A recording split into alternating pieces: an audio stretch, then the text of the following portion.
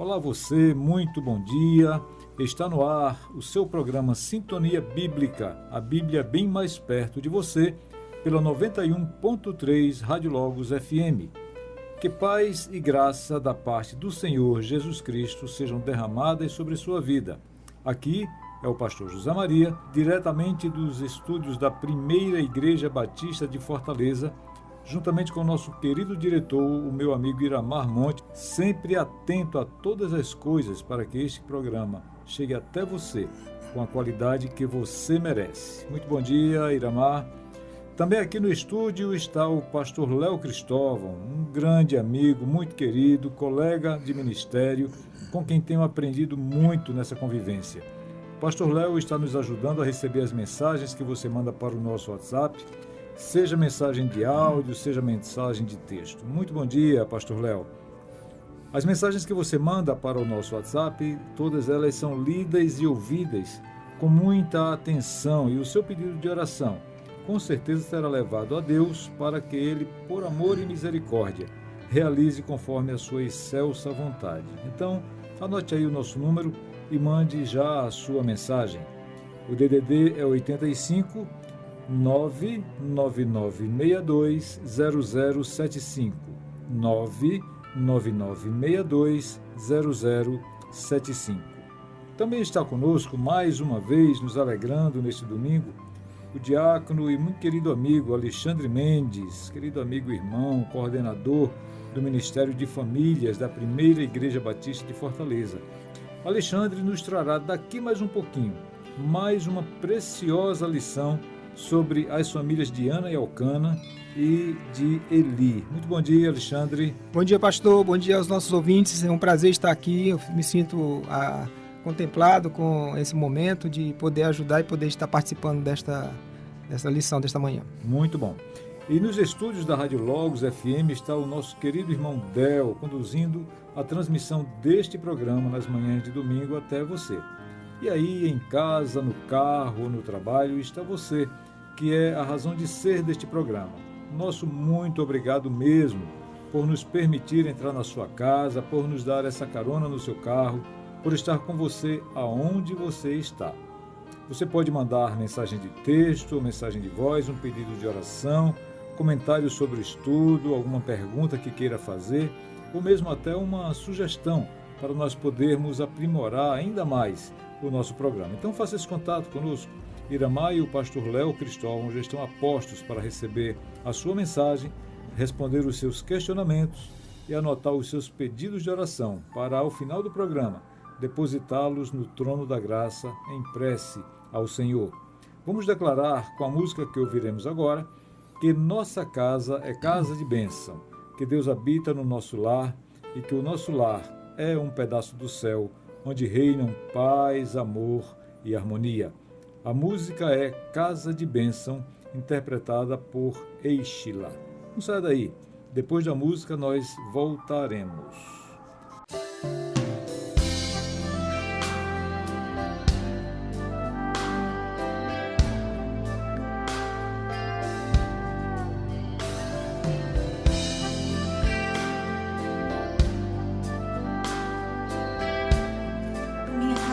Senhor,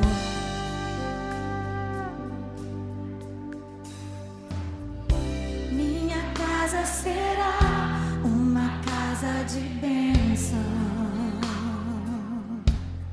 Aleluia. Minha casa será um pedaço do céu.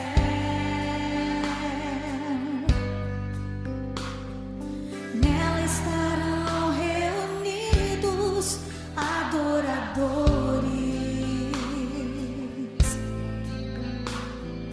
que só exaltam ao Deus verdadeiro e fiel.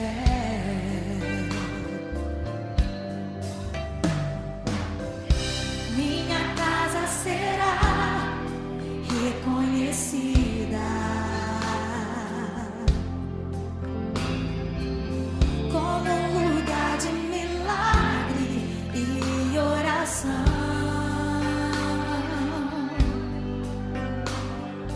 onde Jesus tem prazer em ficar,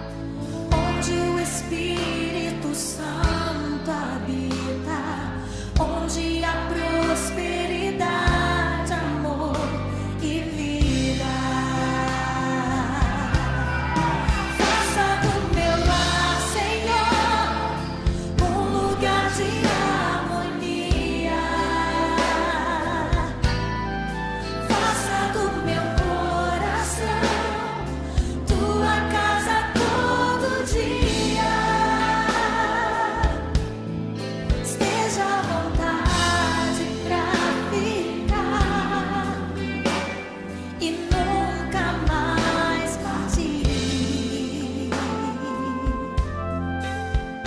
Pois a casa que um dia te recebeu nunca mais saberá viver sem ti. Nunca mais, Senhor. Oh Deus, Tu és necessário em minha família, Tu és indispensável em minha casa, Pai. Seja bem-vindo ao meu lar, Senhor. Aleluia. Minha casa será reconhecida. Minha casa será reconhecida. Eu creio como um lugar de milagre e oração,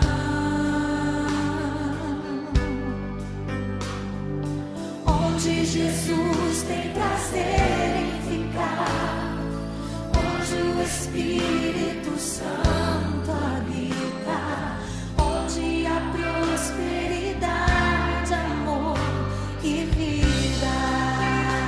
Aleluia! Faça do meu lar, Senhor, um lugar de harmonia. Faça do meu coração tua casa todo dia. Esteja à vontade pra ficar e nunca mais partir. Pois a casa que um dia te recebeu nunca mais saberá viver sem ti.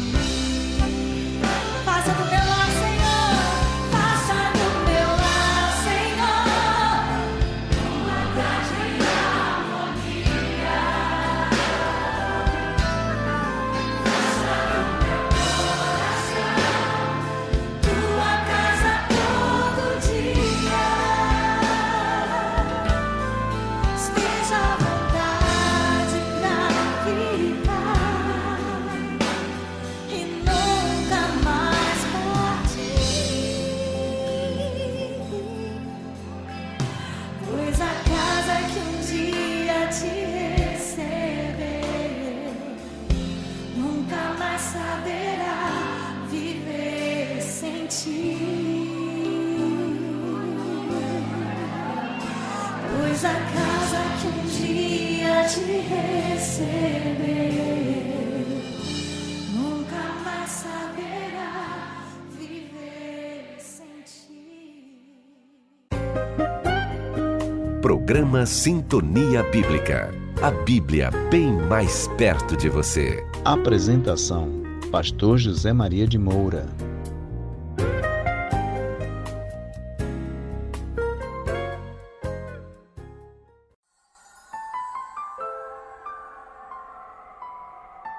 Voltamos.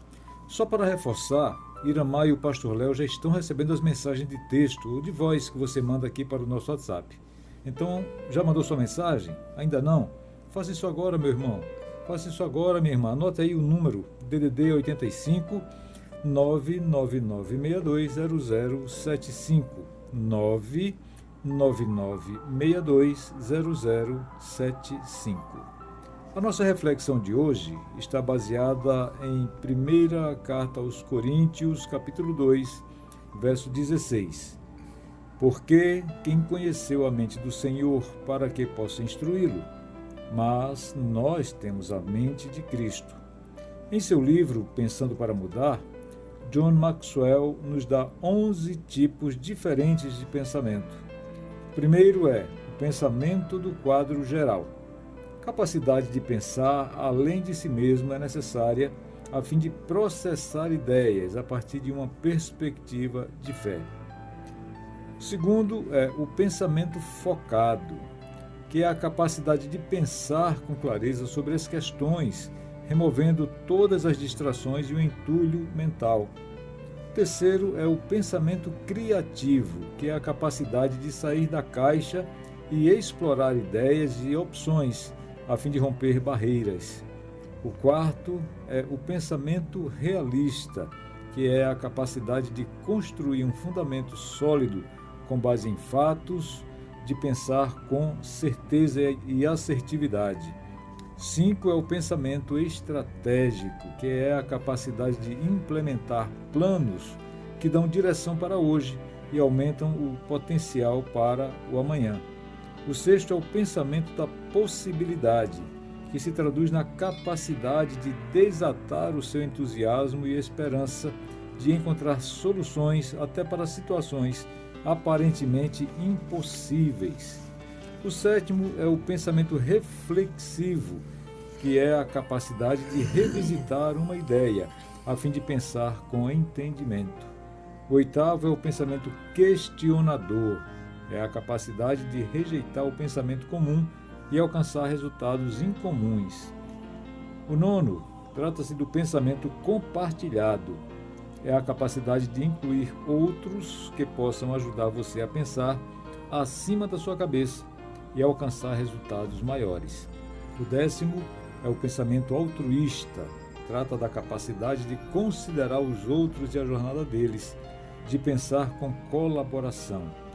E por fim, o 11º é o pensamento focado no resultado final, é a capacidade de focar nos resultados a fim de colher o pleno potencial do seu pensamento.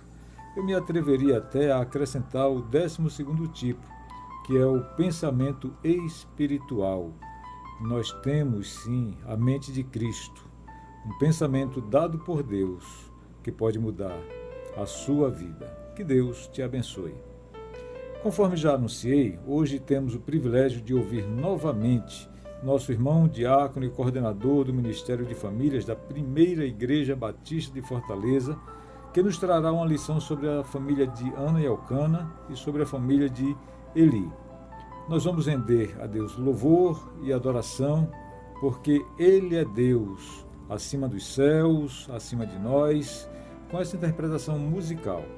Fique na frequência 91.3 Rádio Logos FM e enquanto ouve a música, pegue a sua Bíblia, pegue caneta também, pegue papel para as anotações da lição, porque já já nós retornaremos em definitivo com o professor Alexandre. A música é Para Sempre Te Adorarei, interpretada por Aline Barros.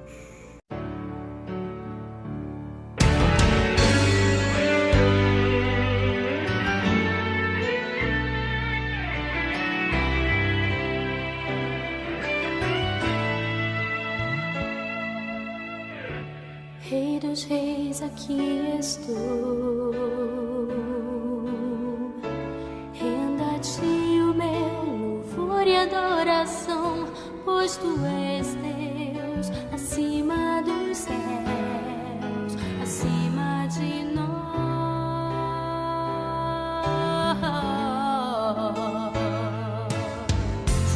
O universo se formou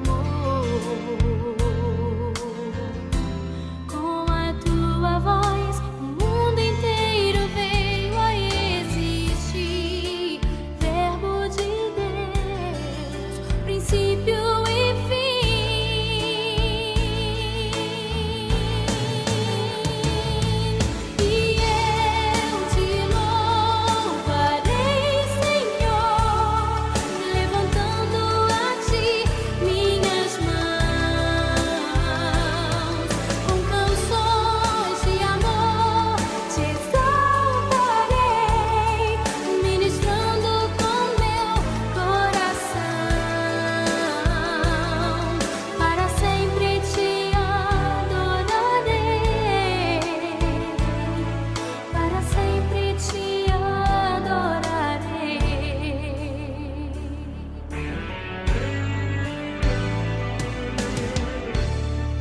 dos reis, aqui estou.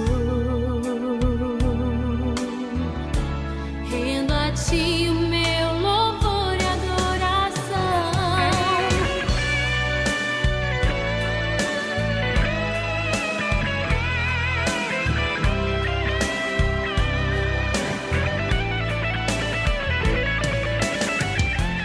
O universo se formou com a tua voz. O mundo inteiro veio a existir. Verbo de Deus, princípio e fim.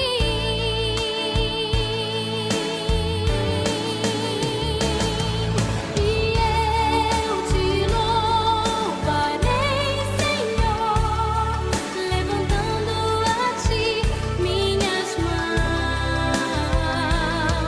Com canções de amor te exaltarei, ministrando com meu coração. Para sempre te adorarei,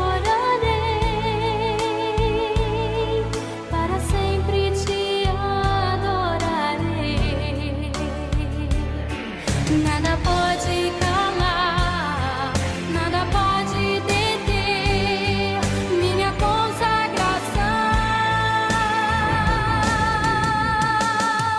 E eu te louvarei, Senhor, levantando a ti minhas mãos.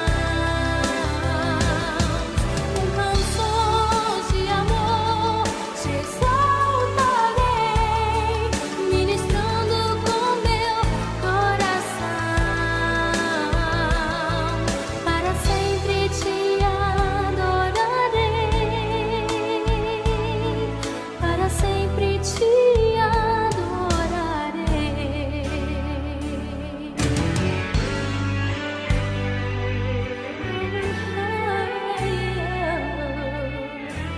Eu te amo.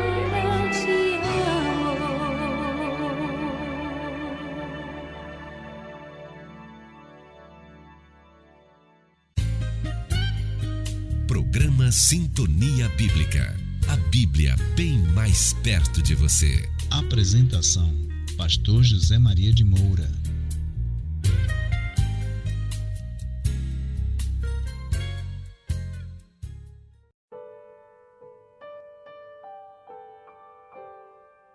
Voltamos, e agora, em definitivo, com o professor Alexandre Mendes. Mais uma vez, bom dia, seja muito bem-vindo, professor Alexandre. Me diga uma coisa, Elcana tinha 2 mulheres. Esse negócio deu certo, professor? Nós vamos já saber aqui, pastor. Nós vamos já conversar sobre esse drama na vida de Elcana ter 2 mulheres, né? Pastor, como na outra vez nós estivemos aqui, falamos sobre a família de Efraim. Se o pastor lembra? E Deus sempre usa a família para o seu propósito, né? Afinal, família é um projeto de Deus, né? Família é um projeto de Deus. E como líder de família aqui da nossa igreja, eu gosto de sempre estar tirando lições, né, dos personagens bíblicos, dos profetas de Deus, dos homens de Deus, para a nossa vida, para a gente colocar, ter esses exemplos. O que foi de bom, a gente copiar. E o que for de ruim, a gente refutar, né? Perfeito. Então, hoje nós vamos falar sobre a família de Eli e de Ana de Elcana. Por quê? Porque está bem traçado a história desses 2 personagens bíblicos. Então, pastor, eu gostaria de começar lendo o texto de 1 Samuel, que é o texto base da nossa lição. 1 Samuel, abra sua Bíblia aí, meu querido ouvinte. Em 1 Samuel, nós vamos ler do verso 1 ao verso 7. Primeiro, e depois nós vamos ler 1 Samuel capítulo 2, do verso 12 ao 17. Acompanhe comigo a leitura do texto bíblico que acabei de citar. Diz assim a palavra de Deus: Houve um homem de Ramataim, Zofim, da região montanhosa de Efraim, cujo nome era Elcana, filho de Jerão, filho de Eliú, filho de Tou, filho de Zuf, Eframita. Tinha ele 2 mulheres, o nome de uma era Ana e da outra Penina. Penina tinha filhos, mas Ana não tinha. Subia este homem de sua cidade de ano em ano para adorar e sacrificar ao Senhor dos Exércitos em Siló. Assistiam ali os sacerdotes do Senhor, Hofni e Finéias, os dois eram filhos de Eli. No dia em que Elcana sacrificava, dava porções do seu sacrifício a Penina, sua mulher, e a todos os seus filhos e filhas. Ana, porém, dava porção dobrada, porque ele a amava, ainda que o Senhor lhe tivesse cerrado a madre. A sua rival a provocava excessivamente para irritar, porque o Senhor lhe havia cerrado a madre. Assim fazia ele de ano em ano, e todas as vezes que Ana subia à casa do Senhor, a outra a irritava, pelo que chorava e não comia. Esse é o primeiro texto. Nós vamos agora para 1 Samuel 2, do verso 12 em diante. Diz assim: E eram os filhos de Eli, filhos de Belial, não conheciam ao Senhor. Ora, o costume desses sacerdotes para com o povo era que, oferecendo a alguém um sacrifício, estando se cozendo a carne, vinha o moço do sacerdote com um garfo de 3 dentes na mão, metia-os na caldeira, ou na panela, ou no caldeirão, ou na marmita, e tudo que o garfo tirava, o sacerdote tomava para si. Assim fazia todo Israel que ia a Siló. Mas antes mesmo que queimarem a gordura, vinha o moço do sacerdote e dizia ao homem que sacrificava: Dá essa carne para assar ao sacerdote, e ele não aceitará carne cozida, senão crua. Se lhe respondia o homem: Queime-se primeiro a gordura, e depois tomarás o que quiseres. Então ele dizia: Não, hás de dá-la agora, senão tomá-la-ei à força.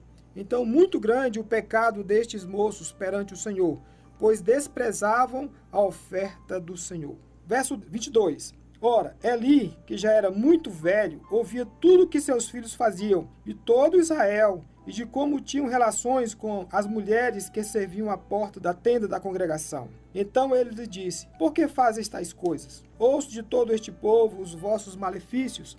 Não, filhos meus, não é boa a fama que ouço entre o povo do Senhor. Pecando o homem contra o próximo, os juízes o julgarão. Pecando, porém, o homem contra o Senhor, quem intercederá por ele? Mas não deram ouvidos à voz de seu pai, porque o Senhor os queria matar. E o menino Samuel crescia em estatura e graça diante do Senhor e dos homens. Depois nós vamos ler um pouco sobre Samuel. Eu quero inicialmente, pastor, dar um significado aqui de o que significa Eli. Nós vamos falar sobre Eli. Está entrelaçada a história dos dois personagens, como eu falei, de Elcana e Eli. E eu quero começar a falar sobre Eli. Quem era Eli? Eli significa elevado. O Altíssimo é meu Deus. O Senhor é excelso. Eli era descendente de Arão. Seu pai chamava-se Itamar, o quarto e último filho de Arão. Eles eram da linhagem de sacerdotes, porque era um grande privilégio ser um sacerdote em Israel. Começou seu ministério no sacerdócio aos 58 anos, com a morte de Sansão, que era juiz. Por esse motivo, teve dupla atuação, pastor. Ele foi sacerdote e também foi juiz. Função que exerceu durante 40 anos. Ele morava em Siló, cidade de Siló, que era a cidade que concentrava o centro religioso do povo de Israel naquele tempo. E era onde também, pastor, ficava lá a Arca da Aliança, ou a Arca de Deus, que Deus havia dado para Moisés. Como sacerdote, ali tinha também essa atribuição de guardar a Arca da Aliança.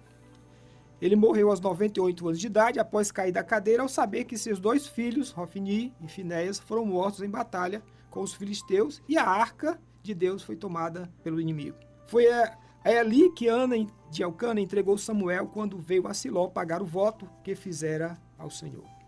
Esta é a história, bem resumida, de Eli. Agora vamos, Ana. O que a Bíblia fala aqui nesse texto a respeito de Ana? Quem era Ana? A Bíblia relata que houve um homem da região montanhosa de Efraim, cujo nome era Elcana, descendente de Zuf, Eframita. Elcana tinha 2 mulheres, como nós vimos no texto, Ana e Penina. Penina tinha filhos e Ana não, porque o Senhor havia lhe cerrado a madre.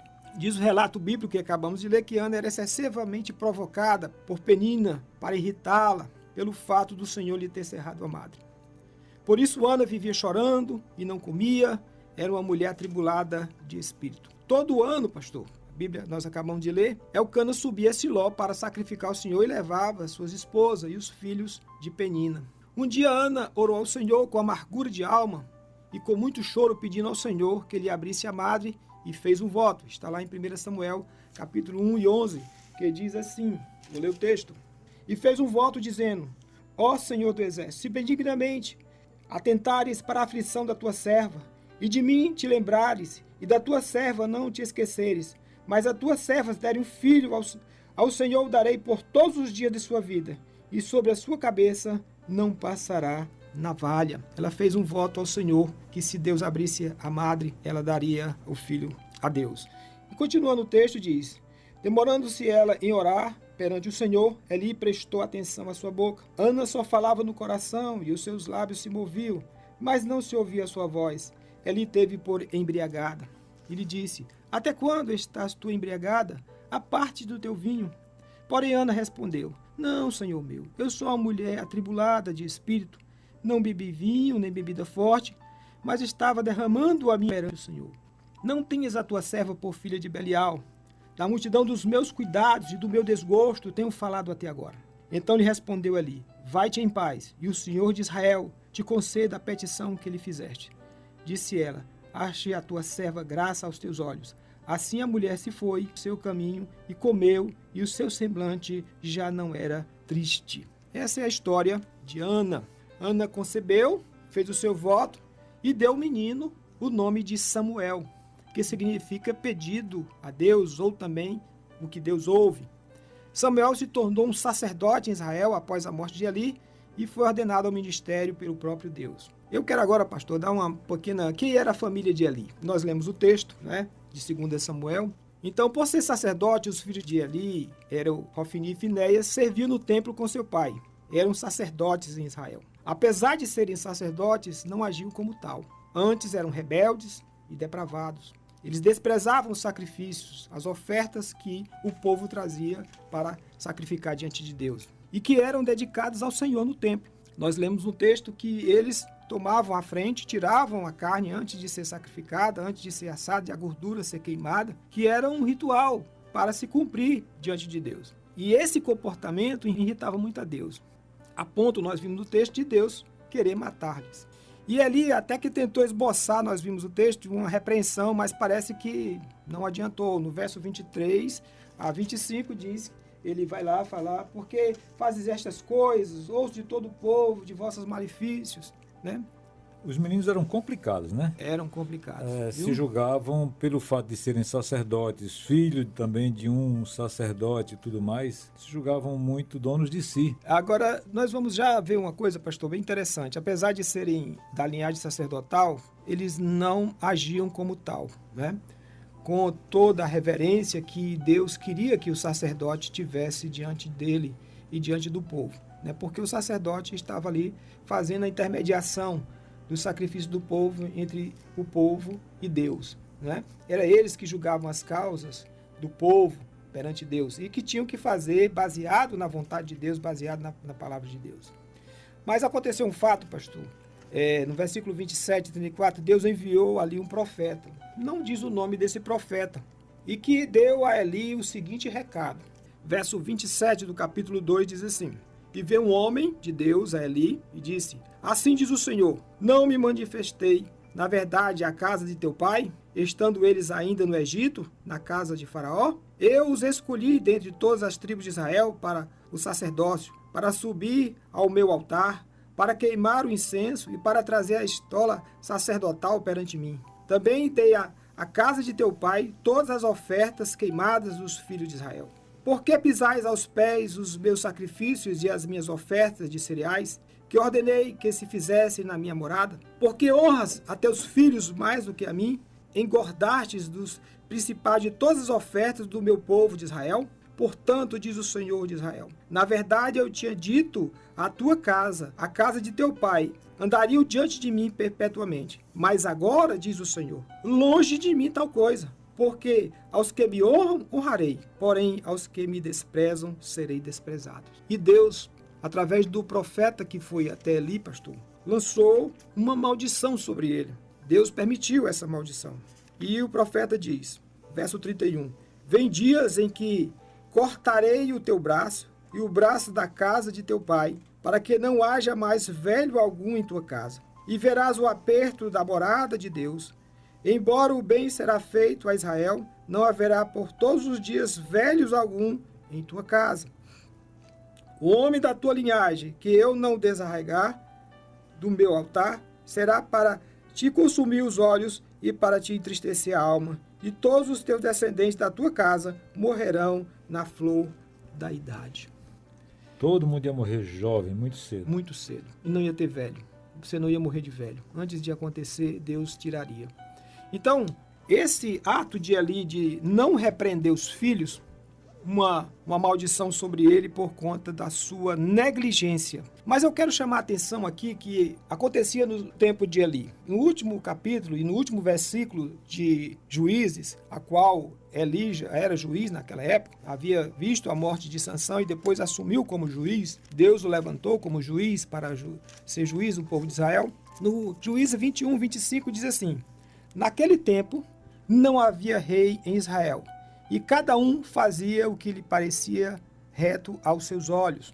Sabe? E o outro versículo é em 1 Samuel, capítulo 3, verso 11, que diz assim: naqueles dias a palavra do Senhor era rara, as visões não eram frequentes. Então eu resumiria e diria o significado desses dois versículos. O último versículo de Juízes e o capítulo 3 de 1 Samuel, verso 1. Cada um fazia o que lhe parecia reto aos seus olhos. Primeiro, como sacerdote ali não exortava o povo à retidão e nem ao arrependimento. Como juiz, deixava o povo decidir os conflitos pela lei do mais forte. E como sacerdote, não consultava Deus para receber orientação e falar ao povo. Quer dizer, estava tudo errado na vida de Eli. Tudo né? errado. Tudo errado. Então, esses dois acontecimentos. Não havia rei Israel e cada um fazia o que lhe parecia reto aos seus olhos. Era a lei do mais forte. E como naqueles dias a palavra do Senhor era rara e as visões, por quê? Como Deus se manifestava? Através do sacerdote.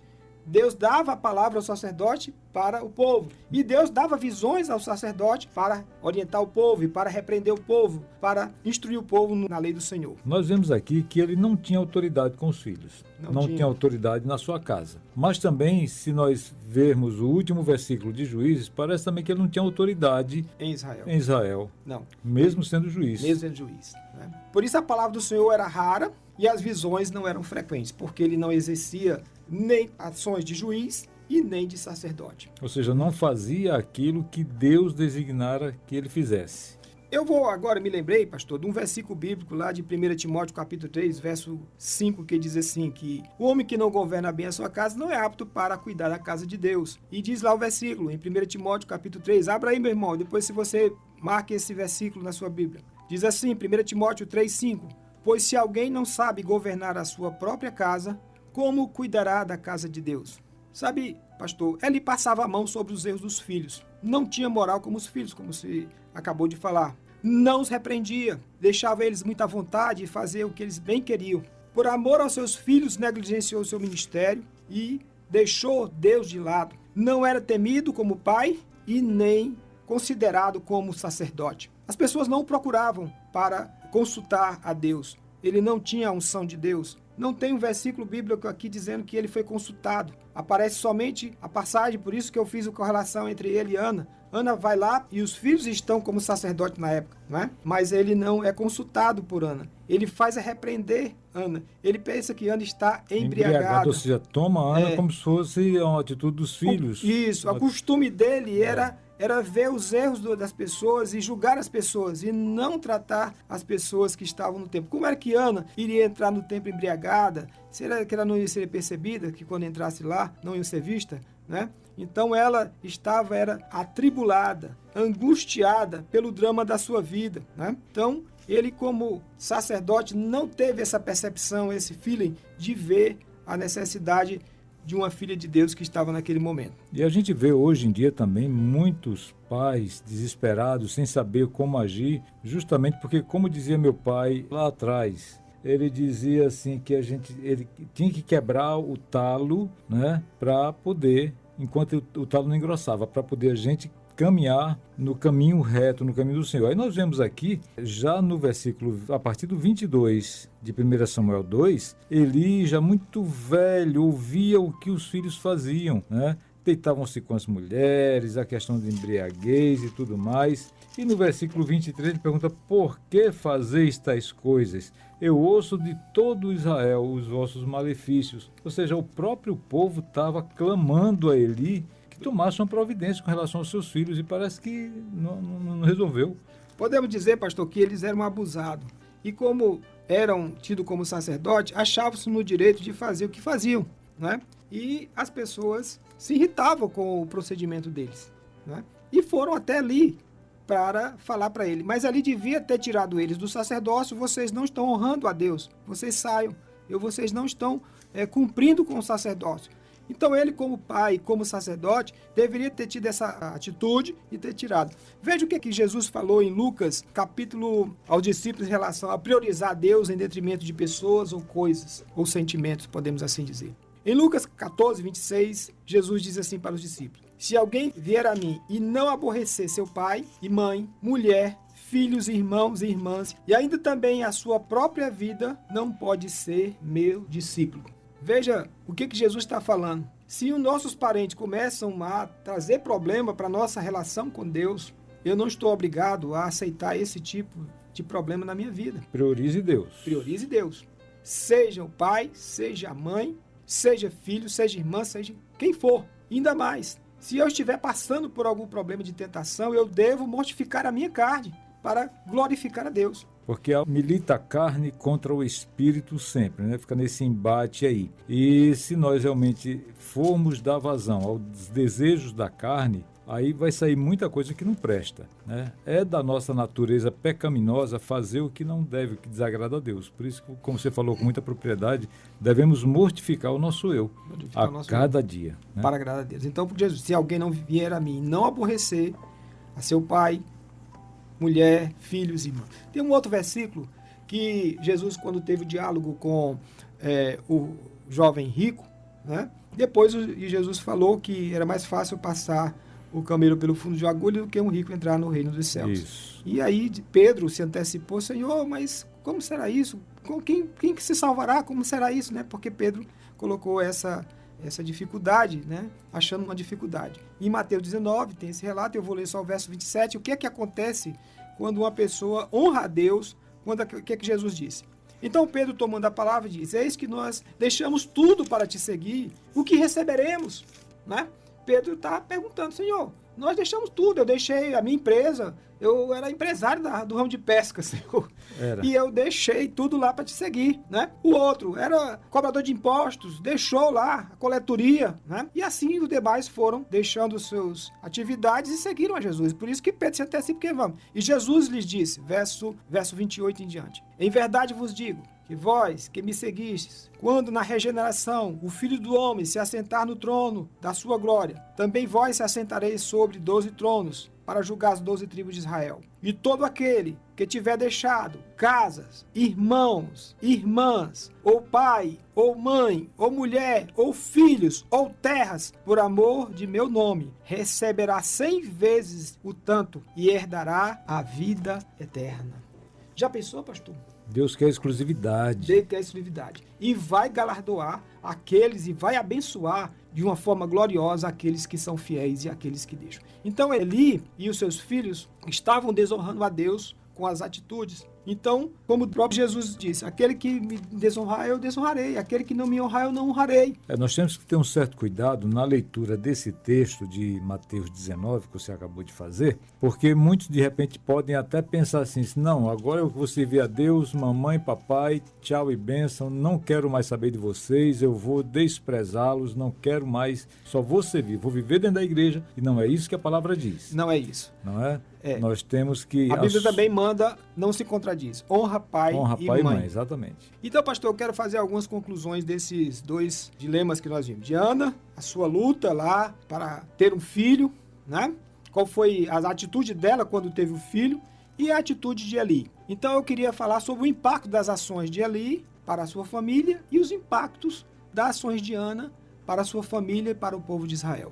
Como as duas famílias e as visões distintas em relação ao reino de Deus. Qual foi a visão que Ana teve quando recebeu a graça de conceber o filho?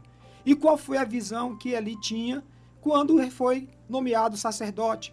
né? Aos 58 anos, foi nomeado sacerdote e juiz em Israel. Né? Qual foi a atitude dele que ele deveria fazer? Em 1 Samuel, capítulo 2, Deus faz uma declaração a Eli, queria suscitar um sacerdote fiel e obediente. Nós vemos esse texto quando Deus diz assim, 1 Samuel 2, 35.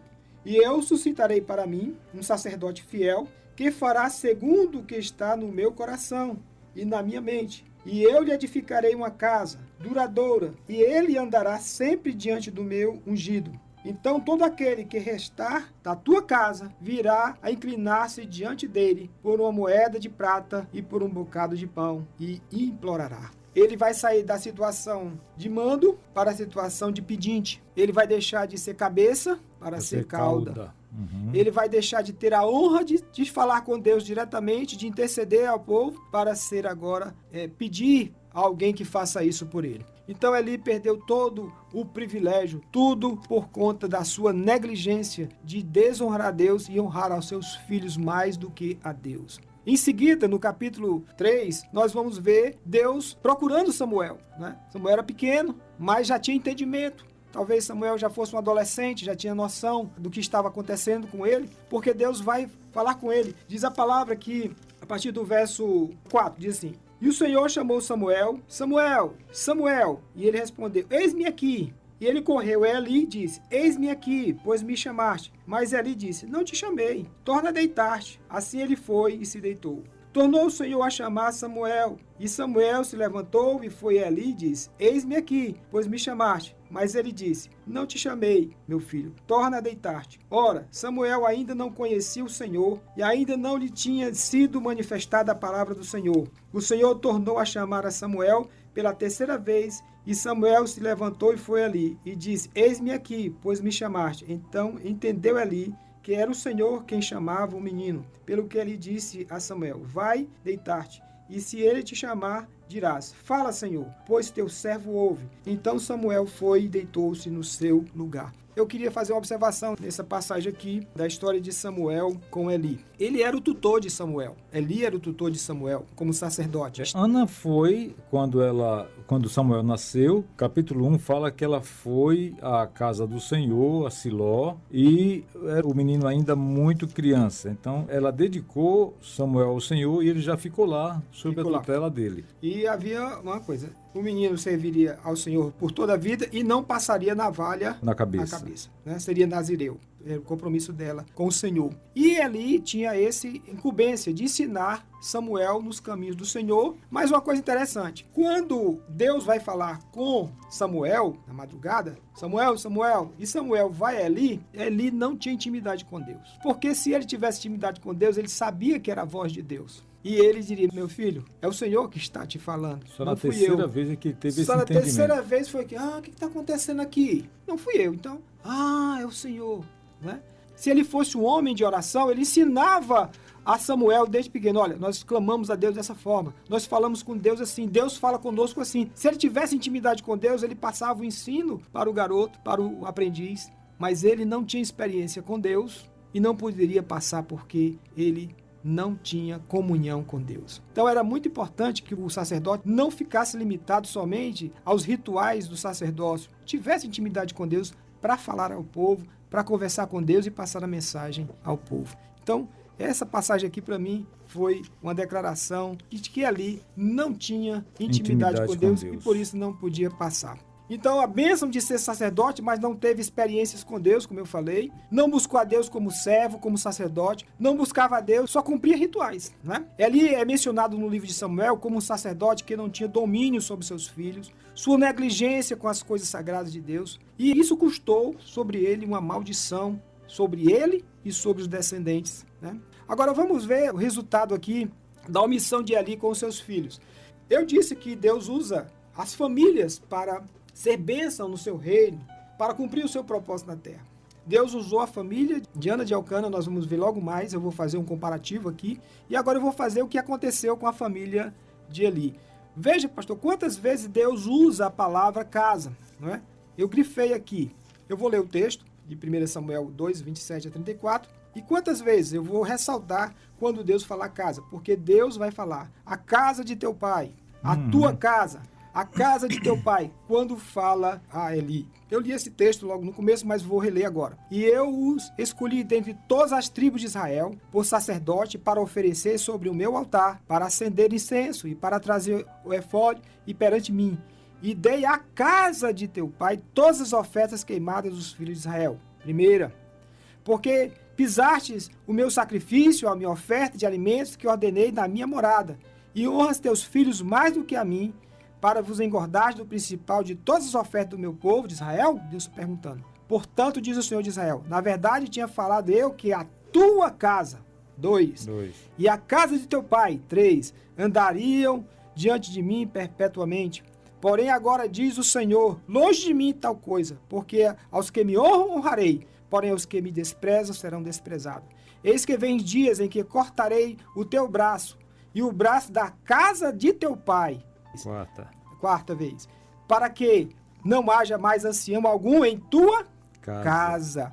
E verás aperto na morada de Deus em lugar de todo o bem que houvera de fazer a Israel. Nem haverá por todos os teus dias ancião algum em tua casa. Deus está tratando, porque diz, eu escolhi a tua casa, rapaz. Foi a tua casa que eu escolhi. A ti e os teus descendentes para me servirem. A Bíblia diz que Deus visita a maldade dos pais sobre os filhos até a terceira e a quarta geração. Mas faz beneficência aos que o amam até 1000 gerações. Não é assim que Deus fala? Desse modelo. Desse modelo. Então, como é que Deus está tratando aqui? É com a casa.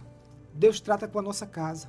Quando Jesus mandou os 70 discípulos irem por Israel pregando o evangelho, ele disse, aonde a casa que você bater, lhe receber, seja digna, você entre nela. A casa digna, porque tinha casa que não era digna para receber. Aí você tem que bater até o pó. Até o pó. Cair fora. Então Deus sabe qual é a casa digna. E ele vai pelo procedimento daquela casa, pelo comportamento das pessoas daquela casa. A Deus orientou. O próprio Jesus disse, se não for digna, bate o pé, vai embora, não fica aí. Né? Então, Josué, inclusive, até orientou assim, olha, escolham a quem servis. Né? Isso. Eu e a minha casa vamos servir ao Senhor. Isso. Então, assim, você como sacerdote do seu lar, você tem que tomar as rédeas, tem que ter pulso forte para poder conduzir seus filhos, sua esposa, aos santos e retos caminhos do Senhor. Essa é uma atribuição que Deus deu ao Pai. Né? Você está fazendo as vezes de Deus na sua casa. Se você honra a Deus, os seus filhos honrarão a Deus. Se você é temente a Deus, seus filhos temerão a Deus. Tanto é que o salmista fala, ensina a criança no caminho que deve andar e ainda quando for velho não se desviará dele. E olha a tragédia aqui, pastor. Hofni e Finéias como sacerdote. Como sacerdote foram um fracasso os dois. Foram eles, pastor, responsáveis pela perca da Arca da Aliança para os filisteus. Nós lemos isso lá no capítulo 4, a partir do verso 3, que diz assim, tornando o povo ao arraial, eles já estavam em guerra, estavam se preparando para a guerra. E eles pediram para trazer a arca lá para o arraial, onde estava havendo o movimento de batalha. Por que nos feriu o Senhor hoje diante dos filisteus? Tragamos a arca da aliança do Senhor para que vá conosco e nos livre das mãos dos nossos inimigos. Assim o povo enviou a Siló e trouxeram de lá a arca da aliança do Senhor dos exércitos. E os filhos de Eli, Hofni e Finéias, estavam ali com a arca da aliança de Deus. Como sacerdote, eles estavam representando ali o cuidador, o guardador da arca. Quando a arca da aliança do Senhor veio ao arraial, irrompeu todo Israel em grande grito, de modo que a terra estremeceu. Os filisteus, ouvindo a voz de júbilo, disseram, que voz de grande júbilo é esta no arraial dos hebreus? Quando souberam que a arca do Senhor era vinda ao arraial, os filisteus se atemorizaram, disseram, os deuses vieram ao arraial. Ai de nós, jamais aconteceu uma coisa assim antes. Ai de nós, que nos livrará da mão destes grandes deuses. Estes são os deuses que feriram aos egípcios e toda sorte de pragas no deserto. Então os próprios inimigos de Deus sabiam do poder da arca de Deus. Mas pastor, a arca não é um amuleto. Quero dizer que às vezes as pessoas daquele tempo, né, eles estavam aqui tendo como um amuleto, que vai nos livrar, que vai nos salvar. A arca do Senhor ela só funcionava quando os sacerdotes estavam em consagração e em santidade diante de Deus. E tinham intimidade com Deus. Ao Senhor, né? Aí a arca tinha a sua função de mostrar a presença de Deus. E o povo andava em retidão. Nós lemos no começo que Deus não falava ao povo. O povo fazia o quê? O que era bem aos seus olhos, né? Então fazia o que queria. O próprio sacerdote nunca ensinou o povo a temer a Deus. O próprio Eli nunca foi a fazer as vezes de sacerdote diante de Deus. Eles levaram a arca porque representava a presença de Deus, mas com eles não tinham a vida de consagração, pastor, como eu falei. Na presença de Deus não houve manifestação sobrenatural de Deus na batalha porque eles não estavam bem diante de Deus. E os inimigos, como eu falei, sabiam do que Deus havia feito, né? E eles sabiam que a arca representava a presença de Deus. E temiam também, né? Temiam. Só a presença da arca ali, porque eles sabiam que simbolizava a presença de Deus, eles temiam por isso. Olha, a herança de Eli foi uma coisa muito triste. Diz a palavra de Deus, nós lemos o texto, que quando ele soube que houve a derrota dos filisteus e que os seus 2 filhos haviam sido mortos, e que a arca da aliança havia sido tomada pelos filisteus, ele cai para trás e morre. Dá algo nele, ele cai e acaba batendo a cabeça e morre. E diz a palavra que a nora dele estava grávida. E ao ouvir a notícia, dá à luz a um menino. E também morre. Mas antes de morrer, ela coloca o nome no menino, por conta daquela situação. Uhum. Era muito comum os israelitas fazerem esse tipo de ação, né? Icabode. Você sabe o que significa Icabode, pastor? Significa que a glória de Deus de Israel se foi. A presença de Deus se foi. Esse foi o legado que Eli, que seus filhos deixaram para os seus descendentes. E o interessante é que ele ainda diz o porquê, o motivo de ter colocado esse nome no filho. Pois é. Né? É por causa do seu sogro e por causa do seu marido. Pois é. Que ela colocou esse nome aí. Ou seja, ela ainda responsabiliza Eli e Finéias. Que então, coisa, hein? Agora, pastor, rapidamente, qual foi o legado de Samuel ou de Ana ao entregar Samuel para o sacerdócio? Então a visão de Ana foi muito diferente da visão que Eli teve. Ela usou a oportunidade de honrar a Deus pela bênção que recebera.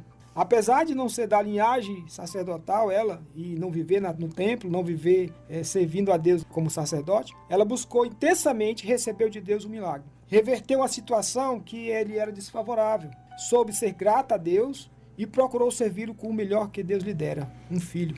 E a gente aprende aqui também que quando você faz um voto a Deus, você deve cumprir esse voto. Isso. Na verdade, ela fez um voto a Deus que se Deus lhe desse um filho, esse filho seria consagrado ao Senhor. E foi a primeira coisa que ela fez, tão logo desmamou o menino. Ela foi lá e entregou para Eli, para que fosse o tutor de Samuel e encaminhasse Samuel nessa caminhada, né, com Deus, que foi, de certa forma, bem feito. Isso.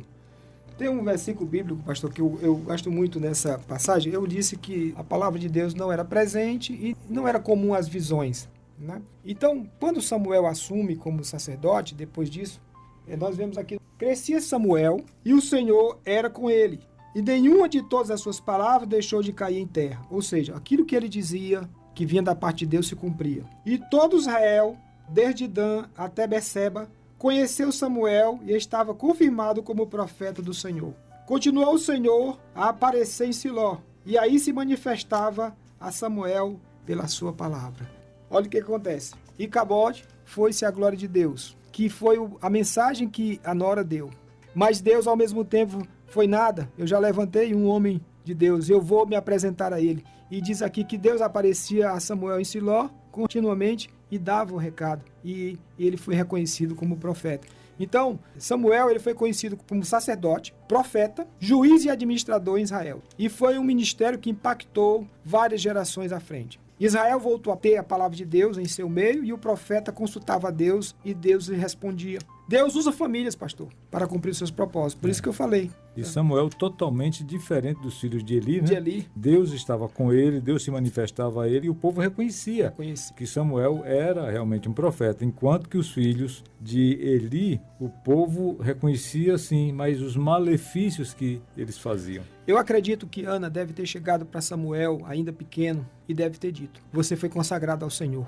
Navalha não vai passar na sua cabeça. Você vai servir a Deus. E ele pegou essa palavra e se apropriou dela e cumpriu o voto que a mãe dele havia feito. Né? Perfeito. Se submeteu a isso. E foi um grande profeta. E para fechar, vamos lá? Deus procura ter um relacionamento íntimo com aqueles que o procuram. É verdade. Né? Eu sou o caminho, a verdade e a vida. Ninguém vem ao Pai senão por mim, disse Jesus. Aquele que se achegar a ele vai ter relacionamento com Deus e com o Pai. Famílias que amam a Deus serão bem-aventuradas, pastor, na terra, E Deus promete usar de misericórdia, como eu falei, até 1000 gerações, aquele que ama, do Êxodo 2:6.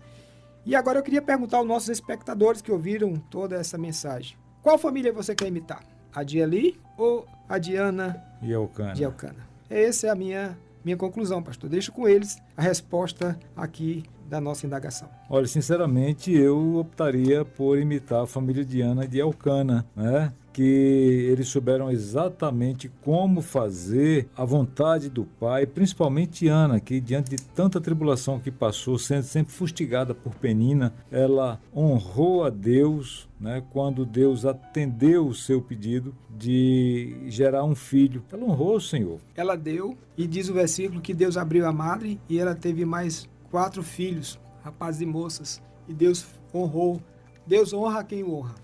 Pois é. Então vamos honrar nosso Senhor, vamos obedecê-lo, não é? Vamos cuidar para que o nome dele seja engrandecido nas nossas vidas, que nos nossos lares, que o seu casamento aí você chame uma terceira pessoa para estar junto com você. Chama Jesus Cristo para viver entre você e seu marido, entre você e sua esposa, entre os seus filhos, porque só assim a família será bem constituída, será bem amparada, será realmente uma família que vá dignificar o nome do Senhor. Pastor, eu queria só fazer uma oração final. Vamos orar. Pelas famílias e pelos nossos ouvintes, né? Para que Deus possa nos abençoar diante de tanta luta e tanta dificuldade que nós temos passado esses últimos tempos, esses últimos dias, por conta dessa pandemia. E eu queria orar pelas famílias. Vamos orar. Posso orar, pastor? Por favor. Querido Pai do céu, eu sou muito grato a Ti pela oportunidade de poder falar da Tua palavra, de poder transmitir a Tua palavra, os Teus ensinos. Queira, Deus, que essa mensagem de hoje possa chegar ao coração e à mente dos nossos ouvintes e fazer, Deus, com que eles reflitam sobre a necessidade de honrar mais a Deus. Amém. Abençoa essas famílias, Pai. Abençoa esses lares. Senhor, visita cada família agora. Vai dando da Tua paz. Vai trazendo, Deus, o Teu auxílio. Aqueles que estão enlutados por perca, de ter perdido alguém por conta da morte, Deus, da pandemia. Vai trazendo consolo. Vai trazendo, Deus querido, do Teu bálsamo sobre essa família. Amém. E aqueles que estão enfrentando ainda luta, Deus, com a doença, com parentes no hospital, nós Te pedimos agora, em nome de Jesus, Senhor, que Tu os livre da morte, que Tu repreenda essa enfermidade, que eles voltem para os seus lares, Amém, que Tu conceda a eles mais uma oportunidade. Pai Santo, Deus Eterno, dá livramento ao povo do Brasil, dá livramento ao povo do Ceará, ao povo do Nordeste, Deus, de todo esse mal que está caindo sobre essas famílias. Tira, Deus querido, todo este mal e traz a cura e traz o livramento. Amém. Pai Santo, Deus Eterno, eu oro a Ti, clamo a Ti, dá-nos proteção, a mim, ao pastor Léo, Pai querido, ao Iramar, que está aqui conosco. Venha abençoar, Deus, cada família da nossa igreja. Amém, meu e dá-nos livramento também, Amém. para continuarmos Te servindo e Te honrando, glorificando o Teu nome. Amém. Assim eu oro, no nome santo de Jesus. Amém. Amém. Que Deus abençoe você, querido ouvinte, que Deus derrame graça, misericórdia sobre a sua família. Nosso muito obrigado ao professor Alexandre Mendes pela esclarecedora aula que nos trouxe hoje sobre como devemos agir enquanto família, como devemos agir enquanto pai, enquanto sacerdote do lar, como devemos agir enquanto esposa, né? Enquanto filhos, enfim. Muito boa, muito esclarecedora, e fica aqui o convite, professor Alexandre, para retornar em outras oportunidades, tá? Quando você puder, nos dê a honra, tá ok? Será um prazer vir falar aqui sobre a família de Abraão. Muito bom, muito bom. Então já vamos aqui agendar essa data para que nós possamos conhecer um pouquinho mais também sobre a família de Abraão. A nossa escola dominical acabou, uma pena, mas domingo próximo, domingo que vem, tem mais, e eu espero você aqui na 91.3 Rádio Logos FM. O nosso culto, direto da Primeira Igreja Batista de Fortaleza, já está sendo transmitido pela internet e também por aqui, pela 91.3. Então continue ligado com a gente. Chegando ao fim de mais um programa Sintonia Bíblica, receba o nosso carinho, o nosso abraço e o desejo de uma semana ricamente abençoada. Domingo que vem, de novo, aqui, Sintonia Bíblica, a Bíblia bem mais perto de você. Bom dia.